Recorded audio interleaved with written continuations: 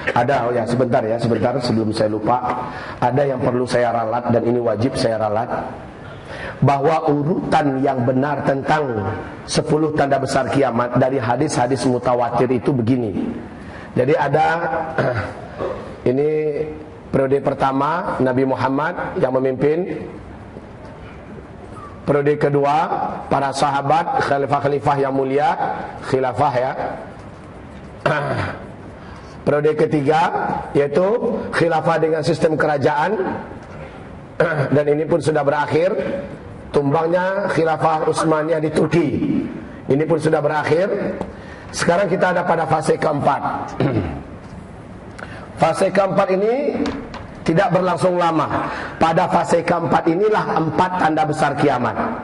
Saya sampaikan dengan resmi pada malam ini. Yang saya sampaikan sebelum ini ada perbedaan dan perselisihan para ulama tentang urutan. Nah sekarang ini malam ini saya kuatkan kepada Bapak Ibu semua. Tanda besar kiamat yang pertama, 1 adalah dukhan. Ini fenomena alam terbesar. Ini fenomena alam terbesar. Simpul yang dimaksud itu adalah meteor.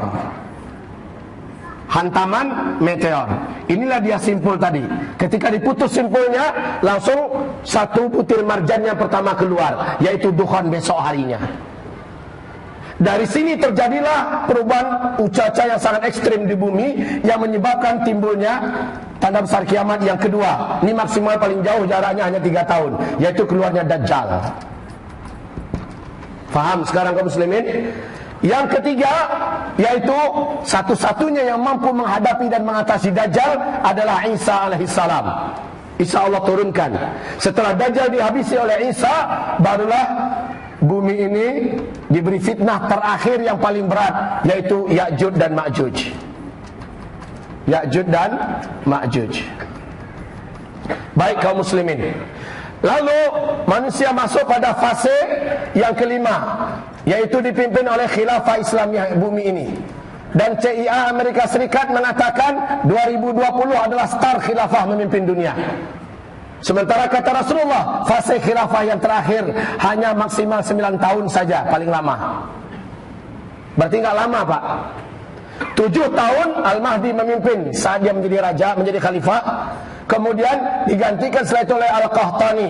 Tahun ke-8, tahun ke-9, fase ini berakhir dengan terjadinya tanda besar kiamat yang ke-7, yaitu angin lembut yang bertiup dari negeri timur Yaman, yang menyebabkan matinya seluruh orang yang beriman kepada Allah di muka bumi ini, dimanapun dia berada ya.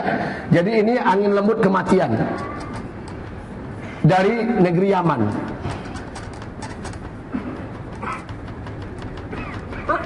Dari Yaman. Timur ini di hadis yang lain Nabi mengatakan Yaman. Yang kelima adanya di sini, yaitu matahari terbit dari sebelah barat, MTB. Kemudian yang keenam, seperti yang Allah ceritakan dalam Al-Quran, keluarnya binatang raksasa dari dalam perut bumi kota Mekah, yang dapat berbicara dengan manusia dan memberikan tanda manusia yang beriman dengan manusia kafir dengan mengusapkan cincin Sulaiman atau mengetokkan tongkat Nabi Musa. Barulah tanda besar kiamat yang ke-7, habis orang beriman di muka bumi ini. 8, 9, 10 seperti yang disampaikan oleh sahabat kita Pak Aditya tadi, yaitu tenggelamnya bumi, daratan bumi sebelah timur, Australia, Indonesia dan seterusnya sampai ke India, sampai ke Rusia, tenggelam masuk ke dalam laut seluruhnya. Tanda besar yang kiamat yang ke-8 langsung menyusul waktu itu juga, yaitu tenggelamnya bumi sebelah barat, Brazil, Suriname, Amerika Serikat, Eropa, Afrika, sampai ke kutub utara di atas sana, tenggelam seluruhnya masuk. Yang ke-10, keluarnya api raksasa. Jadi bumi yang tersisa daratannya cuma di ini Jazirah Arab, JA, Jazirah Arab, dan ini Syam. Yang lain udah tenggelam Pak, semuanya udah tenggelam, ini udah tenggelam. Yang sisa cuma ini saja di bumi ini. Nah ini Yaman.